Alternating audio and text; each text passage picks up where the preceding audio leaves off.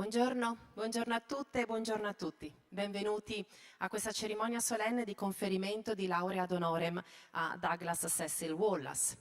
La cerimonia ha inizio, fra pochi minuti entrerà nell'aula magna Galileo Galilei di Palazzo del Bo il corteo accademico e ovviamente il laureando. È un grande piacere per noi dare un saluto anche a tutte le persone che ci seguono in streaming. Auguro a tutti una buona cerimonia e vi ringrazio della vostra presenza. Vi chiedo di, quando entrerà il corteo, accoglierlo in piedi. Grazie.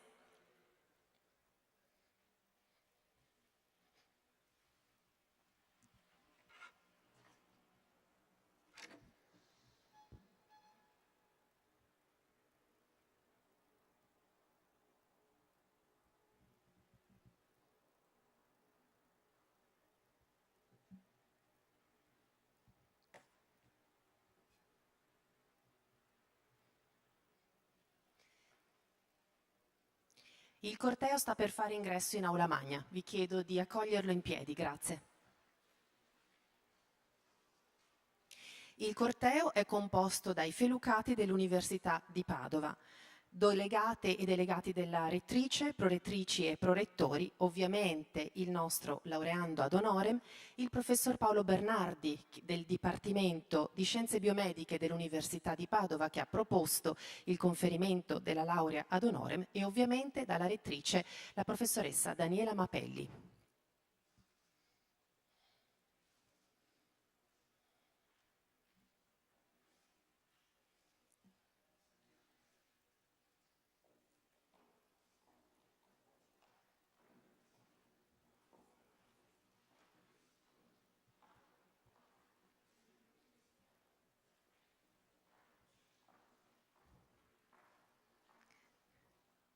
Ci possiamo accomodare? Grazie.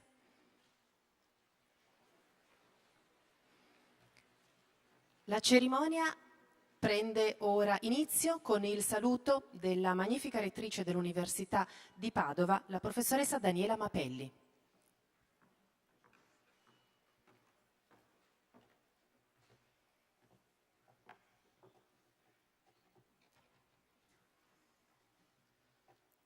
Care e cari, sono particolarmente lieta oggi di conferire la laurea honoris causa in Medicina e Chirurgia al professor Douglas Cecil Wallace, in un anno tanto significativo per noi, l'800° anniversario della fondazione della nostra università, ovvero una delle scuole mediche più antiche ed illustri del mondo. Caro professor Wallace, la nostra tradizione di eccellenza nelle scienze mediche risale a figure quali, fra le altre, Andrea Vesaglio, Gabriele Falloppio e Giambattista Morgagni, che hanno introdotto la dissezione del corpo umano come strumento per capirne la funzione e per studiare le basi delle malattie.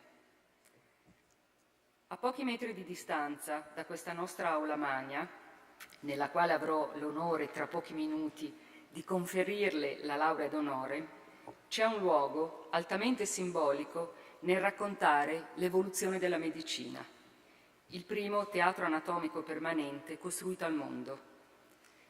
Era il 1595, quando fu completata la sua realizzazione, al termine di quello che è stato un secolo d'oro, il Cinquecento. Un secolo d'oro, dicevo, per gli studi anatomici. In città insegnano maestri come il già citato Vesaglio, che dall'esperienza di Padova trarrà il suo capolavoro De Humani Corporis Fabrica, pubblicato nel 1543, e Gabriele Falloppio e Girolamo Fabrici d'Acqua Pendente, al quale si deve la realizzazione del nostro teatro. Caro professor Wallace, il nostro teatro anatomico è ancora qui a testimoniare questi tempi straordinari che hanno attratto a Padova studiosi da tutto il mondo, compreso William Harvey, che avrebbe scoperto la circolazione del sangue ispirato dai suoi studi padovani. Il lavoro del professor Wallace, che è un pioniere nello studio dei mitocondri e del loro ruolo nelle malattie, è collegato idealmente a queste figure di medici scienziati che continuano ad ispirarci ancora oggi. E mi permetta un appunto d'orgoglio, e vorrei ricordare quanto detto dallo storico della medicina Giorgio Cosmacini. Cito: «La nascita della medicina moderna risulta registrata all'anagrafe di Padova. Nella nostra città, che a quei tempi, il Cinquecento, era più popolosa di Londra, grazie ai tantissimi studenti che ospitavamo, la medicina cambia infatti volto. Dall'impostazione filosofica di Galeno si passa all'osservazione costante dei fenomeni da indagare. Siamo anche orgogliosi di aver conferito nel 1678 la laurea in filosofia a Elena Lucrezia Cornaro Piscopia, la prima donna laureata al mondo. Il lavoro del professor Wallace è notevole per molti aspetti, ma vorrei sottolinearne uno che mi è molto caro come rettrice e come donna. Caro professor Wallace, la ringrazio per aver messo nel suo operare le donne al centro della storia evolutiva dell'umanità. Le nostre cellule, infatti, possiedono due tipi di DNA. Il più noto è il DNA nucleare, che trasmette i nostri tratti individuali unici alle progenie. Il secondo è il DNA mitocondriale, contenuto in piccoli organuli, i mitocondri, che ci forniscono l'energia chimica essenziale per la vita. Mentre il DNA nucleare viene ereditato da entrambi i genitori, il DNA mitocondriale viene trasmesso ai figli esclusivamente dalla madre. E in uno studio internazionale di proporzioni epiche, attraverso lo studio del DNA mitocondriale, il professor Wallace è stato in grado di tracciare l'origine di tutti gli esseri umani sulla Terra a una progenitrice comune, la Eva africana, che è vissuta nel cuore dell'Africa fra 140 e 200.000 anni fa. Attraverso lo studio delle mutazioni e delle variazioni del DNA mitocondriale avvenute nel corso dell'evoluzione, il suo lavoro ha poi permesso di definire la migrazione dell'umanità dall'Africa alla penisola arabica e alla Mesopotamia, e da qui all'Europa, Asia, Australia, Estremo Oriente e le Americhe. Penso non ci sia messaggio più profondo e più ispiratore in questi tempi difficili in cui riaffiorano teorie suprematiste che causano guerra e sofferenze. Siamo tutti figlie e figli della stessa donna, siamo tutti fratelli e sorelle. Questo messaggio, che ci fa capire ancora una volta di quanto la cultura e la scienza sia un linguaggio generale che abbatte i muri, frontiere e accomuna i popoli, non è basato su ideologie, religioni e credenze, ma è radicato per l'appunto nella scienza e vibra e risuona con il lavoro dei giganti del nostro passato, ai quali, caro professor Wallace, il suo lavoro che oggi tutte e tutti noi qua oggi celebriamo è legato così profondamente. Grazie.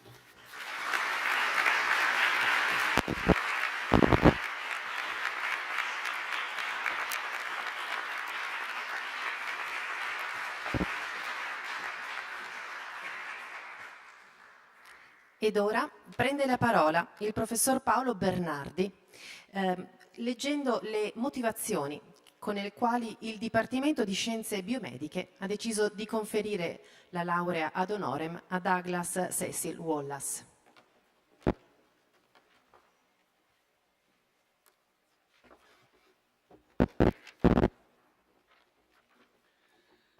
Il professor Wallace ha definito le regole della trasmissione genetica del DNA mitocondriale, dimostrando la sua eredità esclusivamente materna, una scoperta che gli ha permesso la identificazione della prima malattia ereditaria del DNA mitocondriale.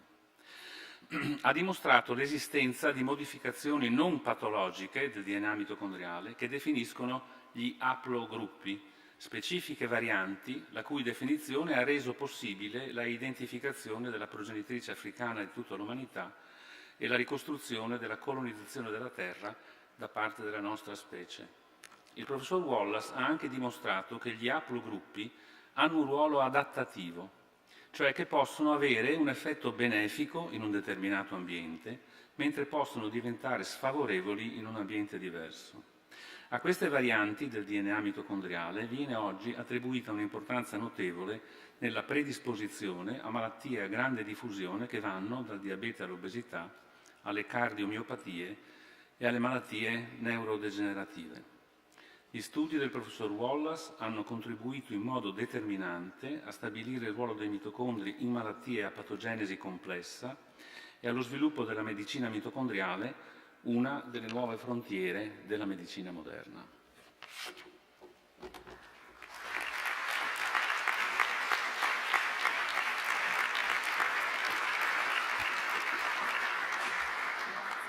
Grazie professore. Grazie.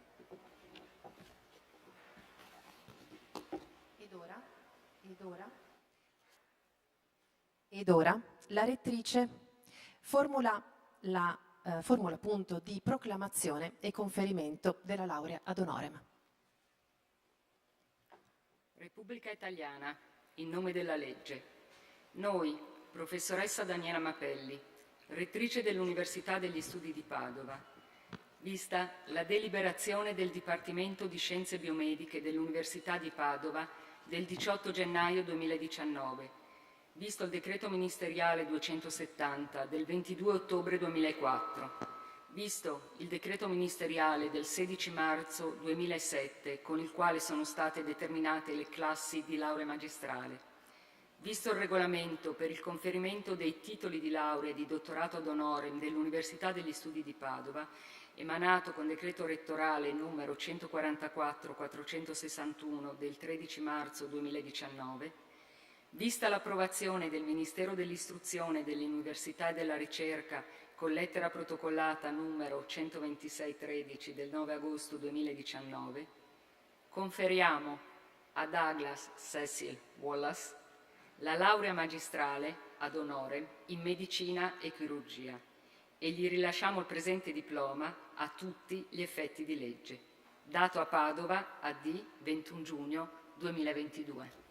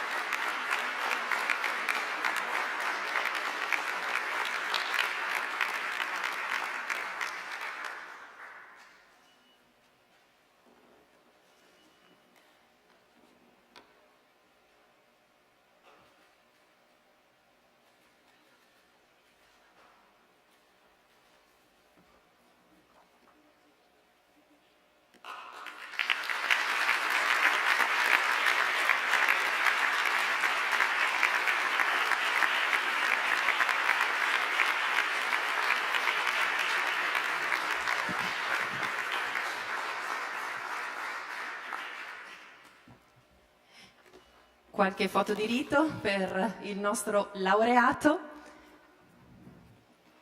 e anche con il professor Bernardi in rappresentanza del Dipartimento. Grazie.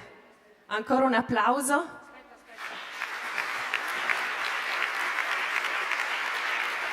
Indossiamo il tocco, che è il copricapo delle cerimonie ufficiali dell'Università di Padova. Thank you. Grazie soprattutto al nostro dottore, il professor Wallace, che ora prende posto al podio per portare la sua lectio magistralis, quindi possiamo accomodarci. Il professor Wallace terrà la sua lezione in inglese e sarà poi ovviamente disponibile per il riascolto sul canale YouTube ufficiale dell'Università di Padova, dove in questo momento stiamo trasmettendo in diretta live streaming. Grazie. Rector, Paolo Bonardi, colleagues, friends, thank you so much for this wonderful ceremony and for welcoming me to your community. As the rector said, we have been very interested in a unique kind of inheritance. That inheritance comes exclusively from the mother, and this has given us new insight not only into many different aspects of human biology, but also, as the rector said, giving us a real sense of the international community and the idea that there should be hope that we can all work together in peace. So I would like to tell you a little bit about the journey that we've taken over the years in trying to discover and clarify this unique inheritance pattern.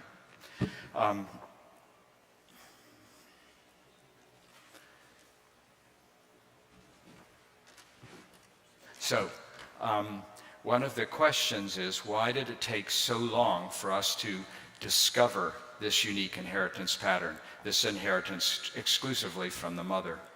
And in fact, that goes back more than half a millennia to some of the giants of this university.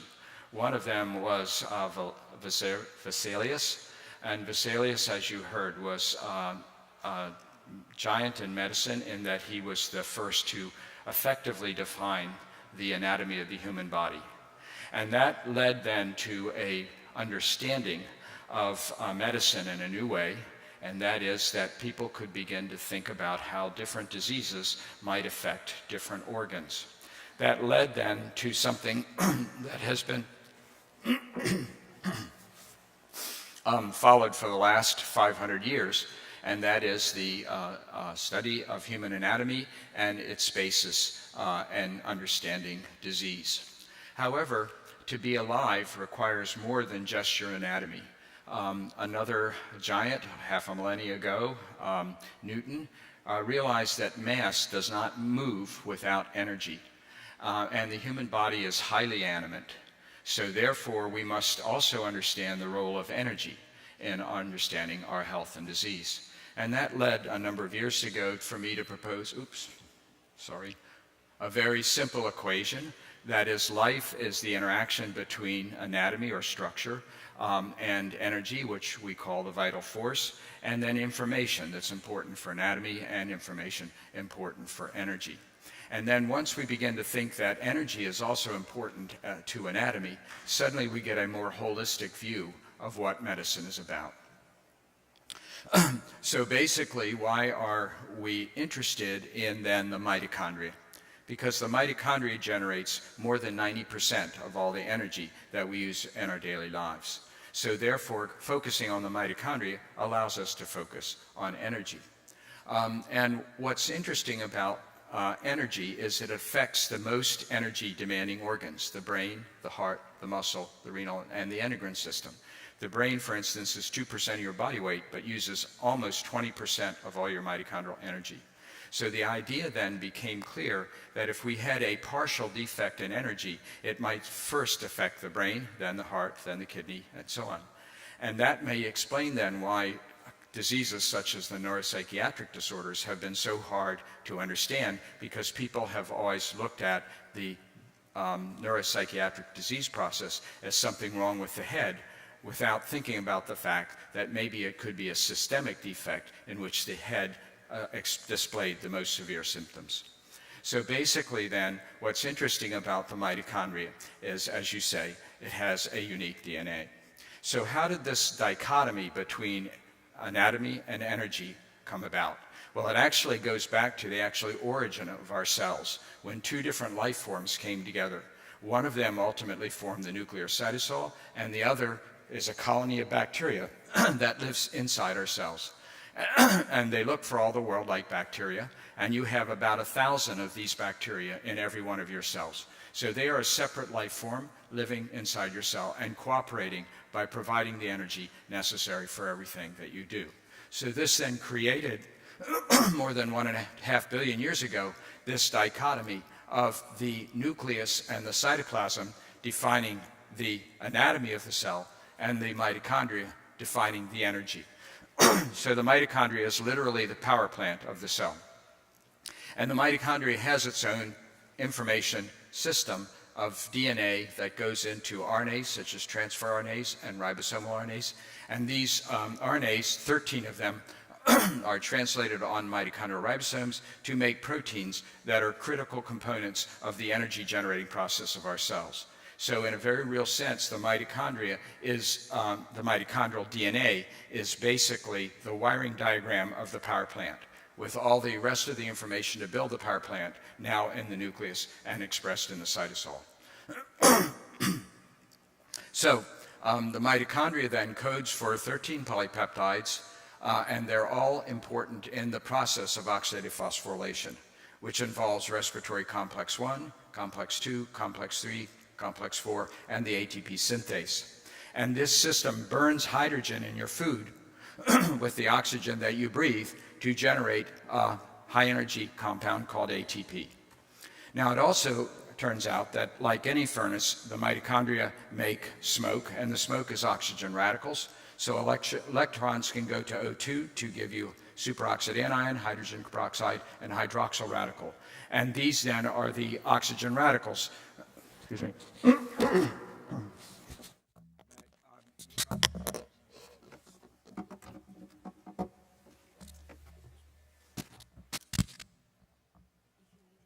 That's fine.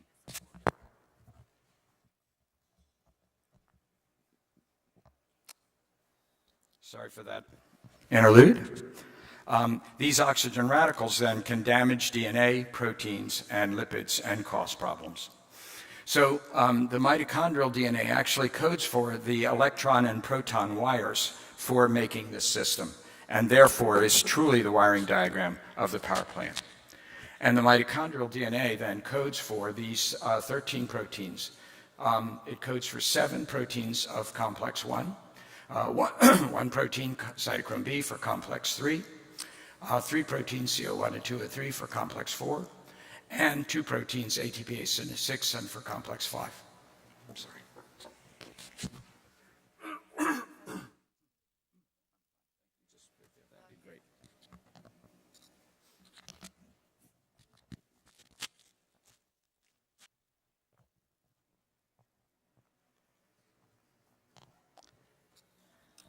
Sorry for that. Okay. So basically then what we have is a unique system, just like any power plant in your city. You have the information to build the power plant in the city manager, and you have the power plant wiring diagrams in each of the different power plants. And as each individual power plant in the city fails, then the amount of energy begins to decline, and as it declines, different systems begin to fail. And it turns out that the brain, which is the highest demand of energy, is the first to begin to show problems as energy declines. So you can have a systemic energy defect that's very mild, but you get neuropsychiatric disorders. Okay. So before I go into what we actually did, I think it's very appropriate to talk about some of the giants in the field over the last almost 150 years that have provided information that provides the basis for this discussion. So first of all, the mitochondria was first identified by Richard Altman in the late 1890s, and it was named mitochondria by Carl Brenda. After that, one area of research was to begin to understand the function of the mitochondria, and that function is the generation of energy we now know as the process of oxidative phosphorylation. And some of the important people that have contributed to this work is our own Paolo Bernardi, but also Britton Chance, Mitchell, Leninger, Walker, and many others. And they were the ones that defined this pathway by which mitochondria could generate energy. Once that idea was available after the World War II, then other individuals began to see that there were patients that had problems, and they were weak patients, suggesting there was a defect in energy. And the first person was Luft, who found a patient that in fact was extremely weak and was generating a lot of excess heat. And that was then the first patient that's found to have a defect in the mitochondrial oxidative phosphorylation. Followed by him, then DeMauro and John Morganhughes, they also began to find more and more patients with defects in mitochondrial energy production. At the same time, Nass, Schatz, Bernardi, and Vinograd discovered this mitochondrial DNA in the cytoplasm, and it's a closed circular molecule. then our group and Giuseppe Attardi's group began to think about what the genetics of this molecule might be. And then in about 1980, then we showed maternal inheritance of the mitochondrial DNA that then gave us the impetus to begin to look for the inheritance of diseases in this unique energy-generating molecule. So then in 1980, 3 papers were published of importance to this discussion.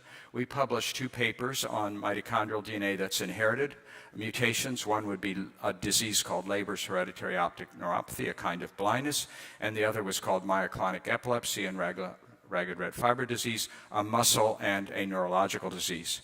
And at the same time, Holt, Harding, and Morgan-Hughes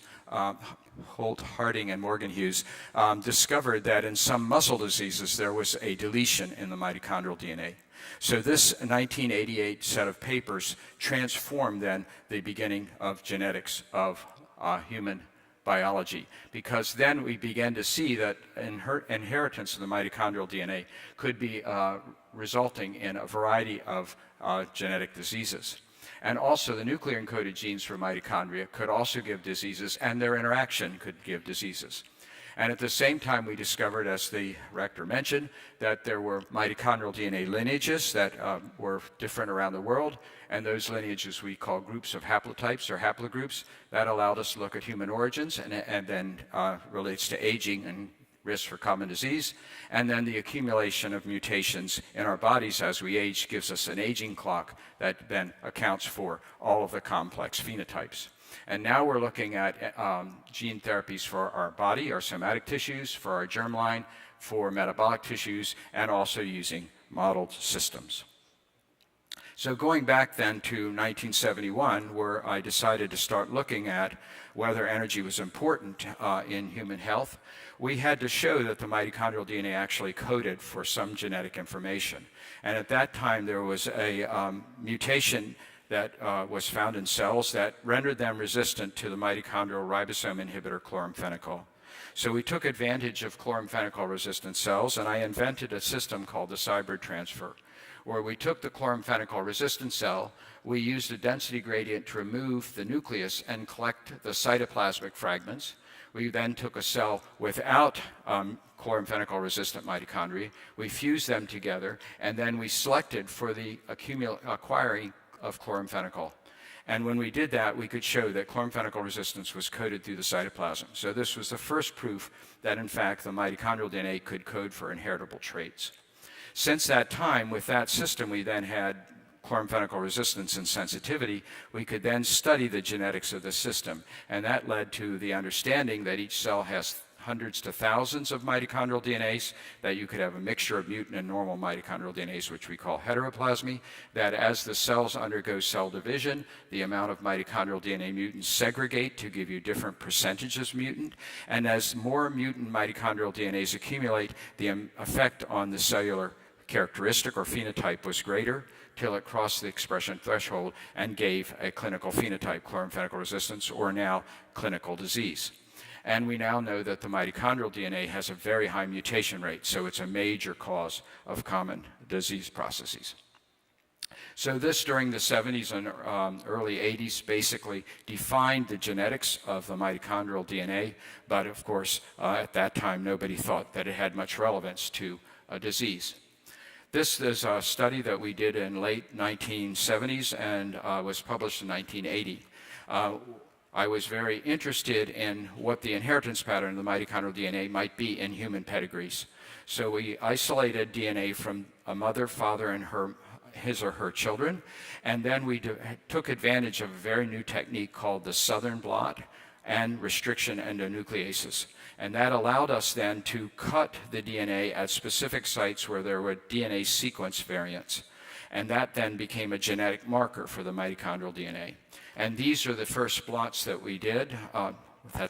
These are the first southern blots that we did of a restriction pattern of the mitochondrial DNA. And each of these is a fragment created by the restriction enzyme HINC2, and each of these is a fragment of the mitochondrial DNA created by a restriction enzyme HEPA1. And what we immediately saw is that the father lacked this band, whereas the mother had it, and both of her children had this band. And likewise up here, the father lacked this band, and all three of the children and the mother had this band. And so now, over and over again, it's now been found that the mitochondrial DNA is transmitted from mother to all of her children, and from her daughters to their children, whereas males' mitochondria are destroyed as they enter the egg, and therefore there's uniparental inheritance. So with that as a guide, we were then able to look for pedigrees that might show maternal inheritance with what we call variable penetrance. So this is a pedigree where these individuals went blind in midlife, and they're all related through the female line to these individuals that would go blind. And it turns out that this mild mitochondrial DNA defect predisposes males to go blind over females, hence you have the male bias of about 4 to 1. We see the same thing in autism and Parkinson's disease and other diseases. So this is a mutation in a protein in the mitochondrial DNA called the ND4 protein, and it changes an amino acid arginine at codon 340 to histidine, and it's what we say homoplasmic, pure mutant. But at the same time, we were studying this very large pedigree, which had a neurological disease and a muscle disease called myoclonic epilepsy and ragged red fiber disease. We also sequenced that mitochondrial DNA, and we found a single change A to G in this transfer RNA. And this creates then these fragments here, whereas the normal fragment is this big one up here. And you can see that all of the affected individuals are heteroplasmic. They have some of the normal and they have some of the mutant. So this then was the first example of heteroplasmic, mixed normal and mutant, giving segregation along the maternal lineage and different severities of the disease. And subsequent, all of these patterns have been seen many, many times in other diseases. At the same time, with this idea of southern blot and restriction enzymes, we took advantage of the fact that we could get population samples from Africa, from Asia, from Europe, and from the Americas. And we again used HEPA1 restriction enzyme, southern blot, and looked to see if there was a pattern that was different in each continent. And you can see that each one of these is a continental DNA, and each of them has a different pattern, which I've just drawn here. So that immediately implied that, in fact, the mitochondrial DNA was highly variable, and it led to the obvious conclusion, since the maternally inherited blot and this maternally inherited fragment pattern and this fragment pattern were done within about 3 weeks of each other. It led us to realize that if we could sequence the mitochondrial DNA of everybody in the room, each of you, 2 of you, the number of nucleotide differences would be the time since you care to share a common mother, because the only way the mitochondrial DNA could change is by sequential mutation. So by that approach then, we went and studied the indigenous people around the world of their mitochondrial DNA, linked them together by mitochondrial DNA mutations, and plotted out their positions on the global map. And these people, the L0, are from the Khoisan people of South Africa. That's the oldest mitochondrial lineage, close to mitochondrial Eve. L1 and L2 are 2 different pygmy populations. This is 30,000 years old. This is 90,000 years old. This is 30,000 years old, L1 and L2. L3 is the Bantu-derived people, and out of L3, 2 mitochondrial DNAs, which we called M and N, arose in northern Africa, and only 2 mitochondrial DNAs left Africa to colonize the rest of the world. So M went all the way along the Southeast Asia, all the way down to Australia, and then later into Asia to give rise to the Asian mitochondrial DNAs, and N left directly into Europe, gave rise to European lineages, and these then migrated laterally to mix with the Asian populations. And we then realized that every time there was a major change in geography, there was change in the mitochondrial DNA. So this particular change out of Africa into Europe, was a change in the ND3 gene and the ATPase6 gene. And what that did is it changed mitochondrial metabolism to allow people to adapt to the new environment. Because in Africa, you want to have a very high efficiency on mitochondria. You want to have the maximum amount of ATP for the minimum amount of heat generated, because when you burn a calorie, that's a unit of heat inside your body. But in the Arctic, you want to have more heat. So you eat a higher calorie diet, you burn the calories less efficiently for the same amount of ATP, but now you have more internal heat temperature, heat capacity, and you're more resistant to cold. And so, in fact, it allowed us then to realize that these were changes that allowed our ancestors to migrate to new environments. And so we did a study in Tibet where we asked the question, since mitochondria use oxygen as their terminal electron acceptor, could there be variants in the mitochondrial DNA that would be good at high altitude? And in fact, that's exactly what we found. This variant in ND1 gene arose 3 independent times in Tibet, and that then correlates perfectly with the villages at the different altitudes in Tibet. This is an altitude-adapted mitochondrial variant. So we have many, many examples now of mitochondrial variants that allow people to adapt to altitude, to temperature, to infection, to diabetes, etc. Okay. And these are some of the great people that did this: Antonio Troni, Tad Schur, Dan Mishmar, and Mark Sharpley. Okay, so once we began to realize that mitochondrial DNA might be really genetically interesting, we created a website called Mitomap where we accumulate all the mitochondrial DNA variation. This is curated by Marie Lott and Vincent Procasio, my friends.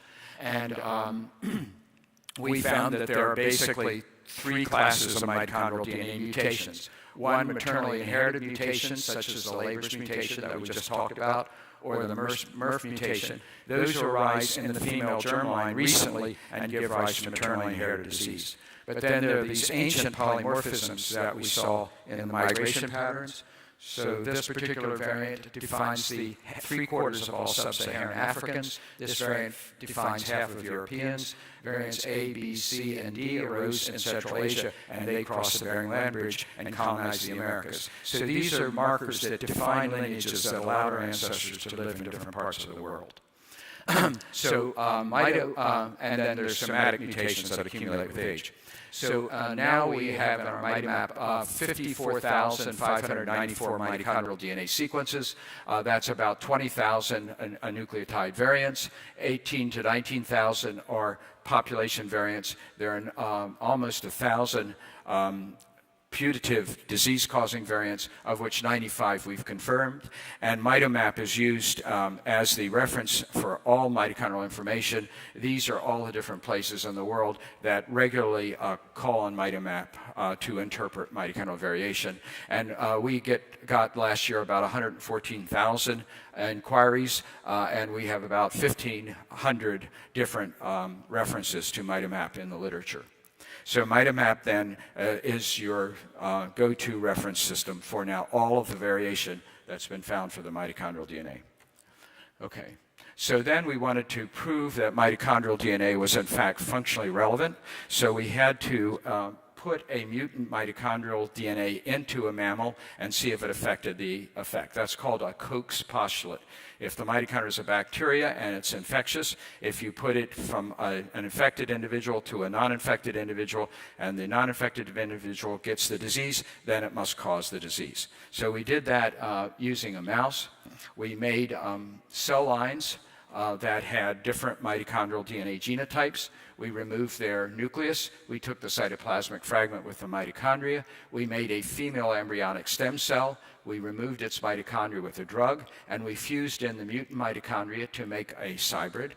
We then put it into a black 6 mouse blastocyst to allow it to develop. We get a chimeric female, and then we breed that to have the mitochondria carried with the agouti locus. So I'm going to talk just about 2 examples. One where we mixed 2 mitochondrial DNAs, perfectly normal mitochondrial DNAs, and saw if that was in fact deleterious. Because the question we had is, why was maternal inheritance so absolute? Why wasn't there recombination? Why wasn't there mixing? And the other one I'm going to just mention as an example is a mutation in the cytochrome oxidase gene at valine 421 alanine. But going back then to the mixture of 2 mitochondrial DNAs, and I want to mention Grant McGregor, who was critical in developing this system, and again, Mark Sharpley for the studies I'm going to mention right now. So this is a mouse pedigree, and this is the mitochondrial DNA pattern for the mitochondrial DNA for NZB, a certain mouse lineage. And this is the pattern for another mouse, 129. So we've now physically mixed these 2 mitochondrial DNAs, thus violating maternal inheritance. And you can see here that this is the founder mother. She has both mitochondrial DNAs. Her daughter has both mitochondrial DNAs. She then transmits the 2 mitochondrial DNAs to all of her offspring and her daughters to their offspring, whereas her sons do not transmit her mitochondrial DNA. So this is a maternal inheritance of heteroplasmy. So why is that turned out to be interesting? Because you can then monitor the activity of the mouse. You put it into a chamber and you watch it day and night. Mice are active at night. And so what we did is we started with the heteroplasmic animal. We segregated out the heteroplasmy to give you pure 129, pure NZB, and heteroplasmic. And then we tested whether there was a difference between the 3. So this is the 129 activity at night. It's quiet at day. It's active at night. NZB active at night, quiet at day. But the heteroplasmic animal is depressed. It just sits there. It doesn't do anything. We could then do what's called a Barnes-Maze learning and memory test. We put a little box at the right-hand corner, and the mice want to hide because they don't want to be on this open platform. And so each day we then train the mice to find the box. So we put the mouse in the middle, and then we wait to see how long it takes to jump in the box. So all 3 strains start slowly. They get better on day 2, day 3, day 4, and then we waited 2 days without training and then put them back on the Barnes maze. So the mice that were pure 129 immediately jumped into the box. That's on the left-hand side.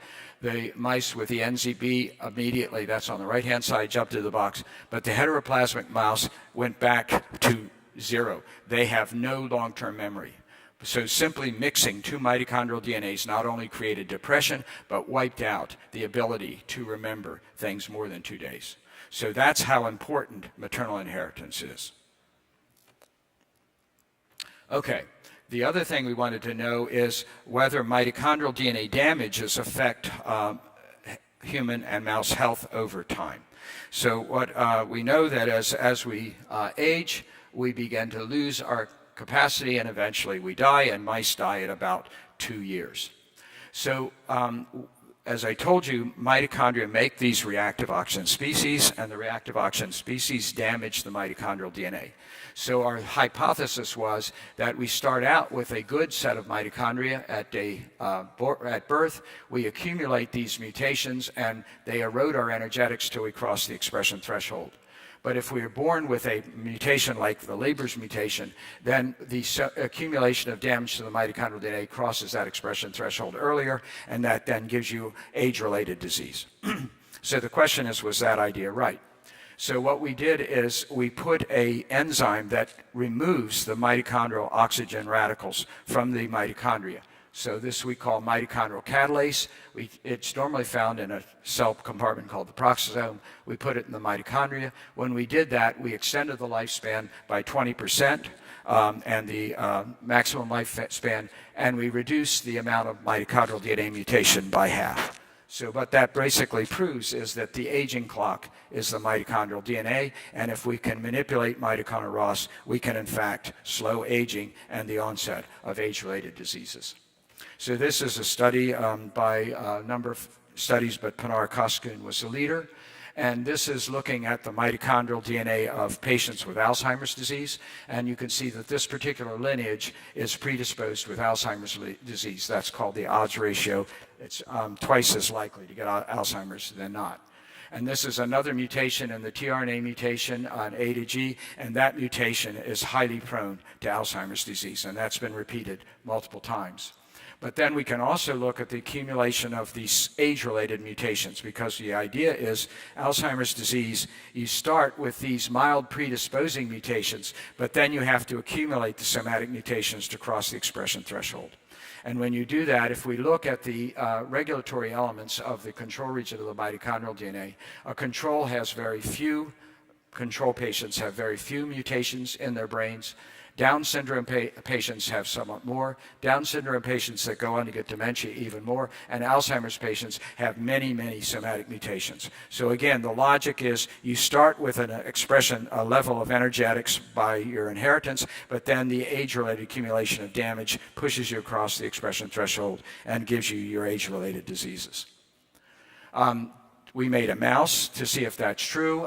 This is the cytochrome oxidase mouse, and we compared it to a classic Alzheimer's mouse, and you can see that both of them have a loss of neurons, and in fact, the mitochondrial mutant mouse loses neurons more rapidly than the Alzheimer's mouse.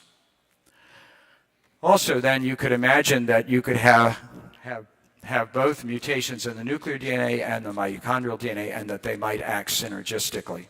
So this is a pedigree that would be called X-linked because it's transmitted to the females, but males are affected.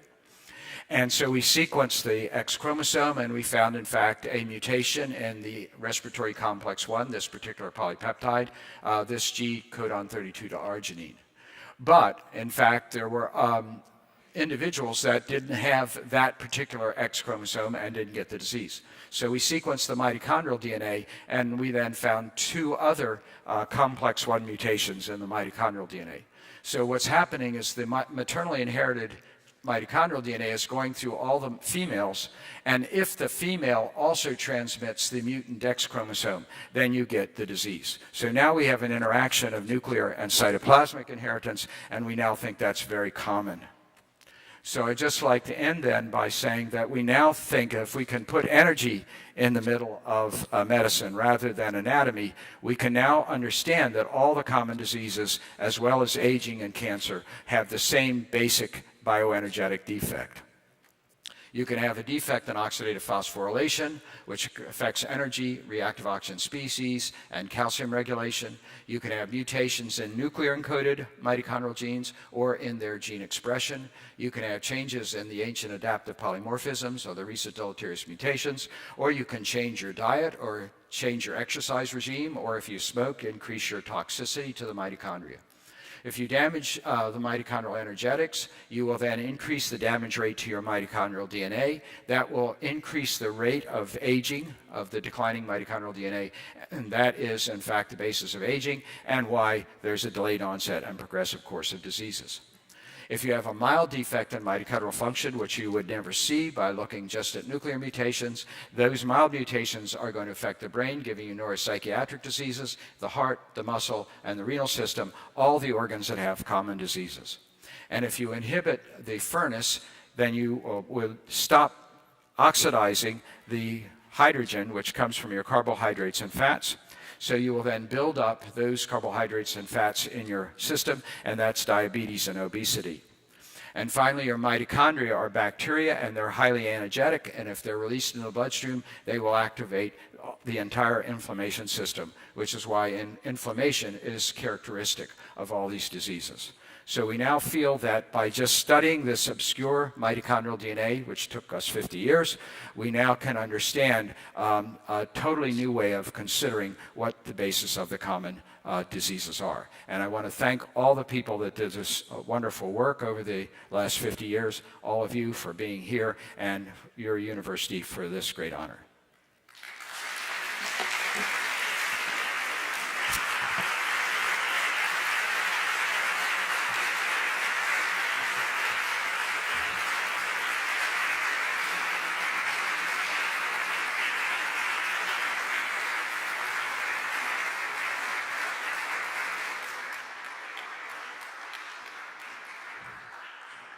Grazie al professor Wallace.